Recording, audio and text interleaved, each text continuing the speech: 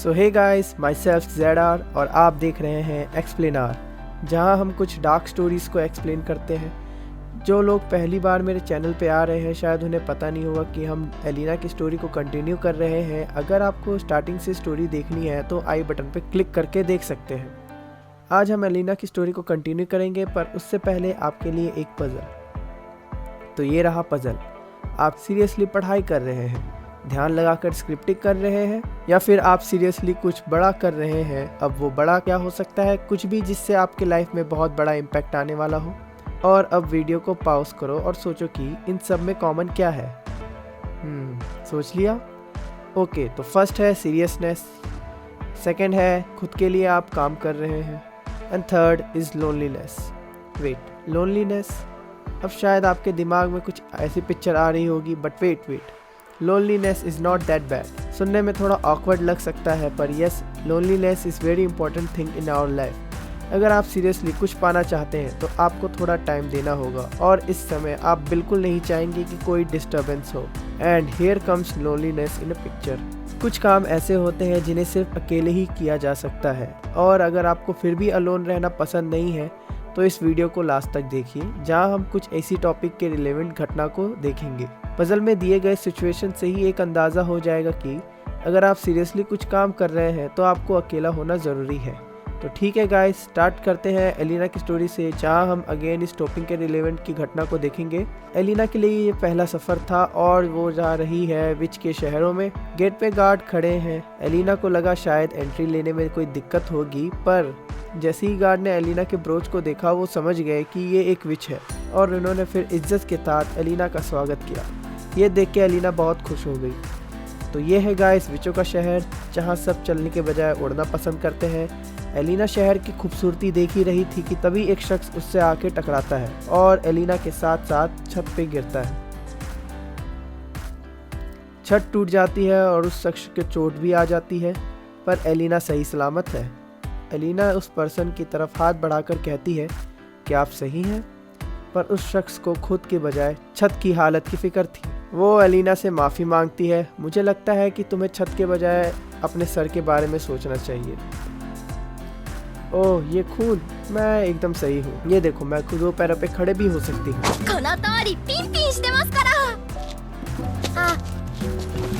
ये लो, मैं छत सही कर देती हूँ।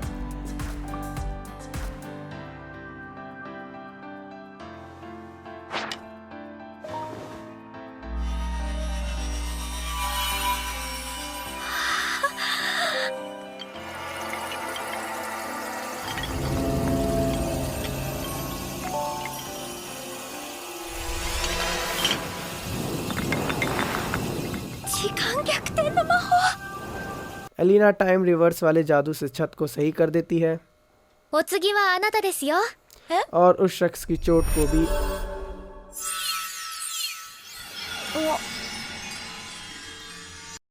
आखिर में वो उसे सेफ्टी रिलेटेड सलाह देती है और वापस अपने मंजिल पे निकलती है। दोस्तों, एलिना को घूमना बहुत पसंद है। बचपन से ये उसका सपना था कि विच बनकर दुनिया की सैर करे, और आखिरकार उसका सपना साकार हो रहा है।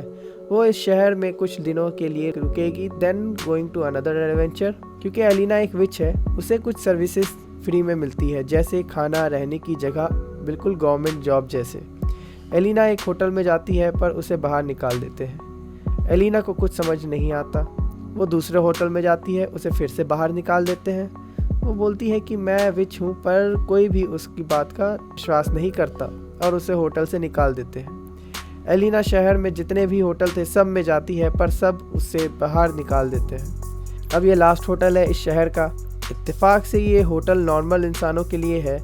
होटल बाहर से दिखने में कुछ खास नहीं दिख रहा था। दरवाजे ऐसे जाम थे जैसे सालों से खुले ना हो। एलिना रिसेप्शन डेस्क पे जाती है और यहाँ की रिसेप्शनिस्ट होती है वही लड़की जो एलिना के साथ छत पे गिरी थी। एलिना को देखकर वो ऐसे रिएक्ट करती है जैसे कोई चोर पुलिस को देखकर करता है। क्या आप मुझे कमरा रेंट पर दे सकते हैं? अच्छा, ये बस इस पे अपना नाम लिख दीजिए। एलिना, आज जो हुआ उसके लिए मुझे माफ़ कर दो। मेरा नाम साया है। मैं आपके लिए और क्या कर सकती हूँ? Just regular discount for which. हाँ बिल्कुल, क्यों नहीं। एलिना को अब जाके पता चलता है कि उसका ब्रोच उसके पास नहीं है, शायद इसीलिए उसे होटल से सब ने निकाल दिया था।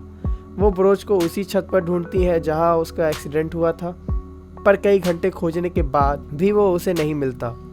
एलिना को अभी भी यकीन नहीं हो रहा है कि उसने इतनी इम्पॉर्टेंट चीज़ खो दिया है। उसके बगैर अब वो ट्रैवल नहीं कर सकती। वो सारी पर्क्स जो एक विच को मिलती है अब वो एलिना को नहीं मिल सकते। एलिना खुद के नज़रों में ही गिरा हुआ महसूस करती है। मैंने इतनी इम्पोर्टेंट चीज़ आखिर कैसे खो दी। एलिना नहा के निकलती है, तभी तुम यहाँ पे क्या कर रही हो? मैं तब से आपका वेट कर रही थी। माजो-समा, मुझ पर एक एहसान करना। 1 मिनट, मैंने तो दरवाज़ा बंद किया था। आप भूल गई कि मैं यहाँ पे काम करती हूँ। ये क्या तरीका है, बिना परमिशन के किसी के कमरे में भी घुस जाओ?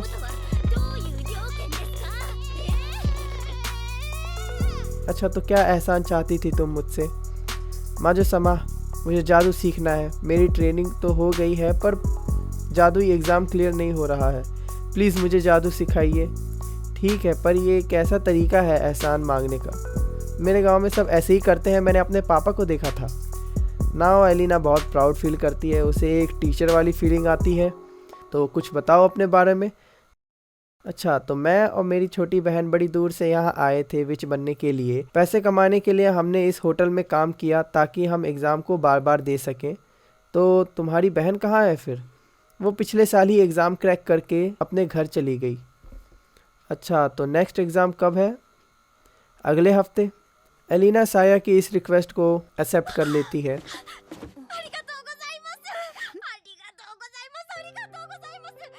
こうして私はさやさんの先生をすることになったのでした。先生、案外いい響きですね。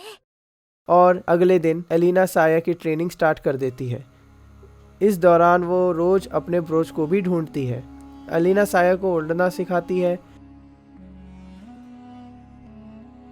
साया एक दिन में ही उड़ना सीख जाती है। ये बात एलिना को कुछ हजम नहीं होती। अगर ये इतनी जल्दी सब सीख जाती है तो इतने दिनों से ये क्या कर रही थी? एलिना साया को जितनी भी मैजिक थी सब सिखाती है। साया उसे झटपट सीख जाती है। एक दिन रोज की तरह एलिना अपना ब्रोच ढूंढ रही होती है, तभी उसे खिड़की में एक आंटी दिखती है। आंटी बोलती है, मुझे तुम्हारा ब्रोच के बारे में पता है, पर मेरी याददाश्त ने जवाब दे दिया।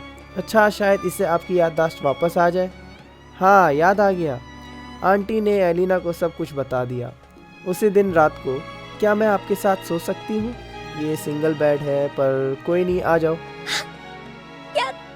तुम्हारे अंदर बहुत इम्प्रूवमेंट आ गई है। मेरे पास तुम्हें सिखाने के लिए अब कुछ भी नहीं बचा। ऐसा मत कहिए, मुझे अभी भी बहुत कुछ सीखना है। मैं एक ट्रैवलर हूँ, हमेशा यहाँ नहीं रह सकती, पर जब तक आप यहाँ हैं मुझे आपके साथ रहना है।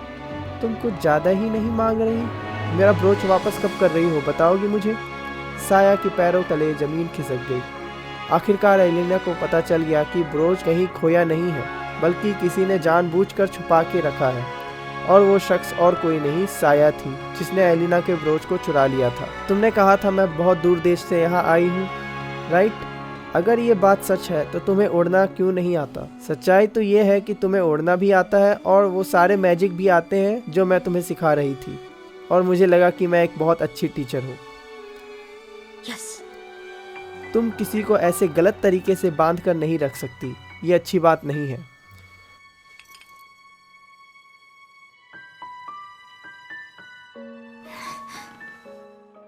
साया कहती है, मैं अकेली थी। जब से मेरी बहन मुझे छोड़ के गई मैं अकेली थी। मन करता है मेरा भी किसी के साथ रहने का। मुझे डर लगता है अकेलेपन से, नफरत है मुझे, इसलिए मैं क्या हुआ? थोड़ा अच्छा बहाना तो बना लेती। सुनो साया, अगर तुम्हें सीरियसली कुछ हासिल करना है तो तुम हमेशा अपने आप को अकेला पाओगी, बल्कि तुम बिना अकेलेपन के उस चीज़ को हासिल कर ही नहीं सकती। और जहाँ तुमने सीरियस होना बंद कर दिया, सब कुछ खत्म।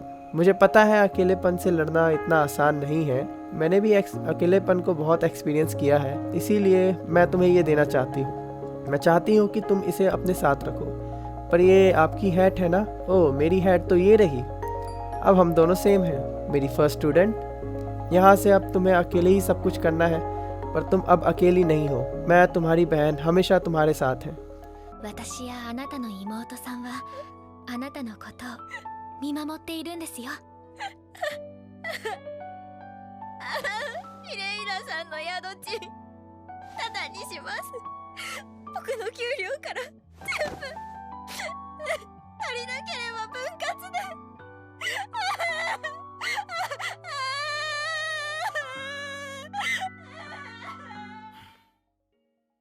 इवन साया ने एलिना के साथ जो किया सही नहीं था, पर उसके इरादे कुछ गलत भी नहीं थे।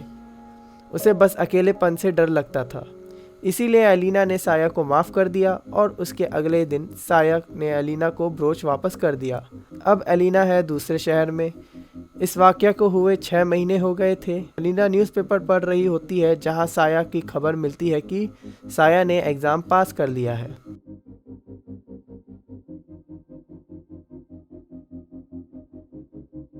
तो गाइस, कैसी लगी आज की स्टोरी? जर्नी ऑफ एलिना अभी ख़त्म नहीं होती है, बल्कि यहाँ से तो एलिना की डार्क जर्नी स्टार्ट होती है। अब तक हमने जो भी देखा वो तो बस ट्रेलर था। नेक्स्ट एपिसोड में हम कई डार्क स्टोरीज देखेंगे। तो मिलते हैं आपसे नेक्स्ट एपिसोड में। तब तक के लिए टेक केयर।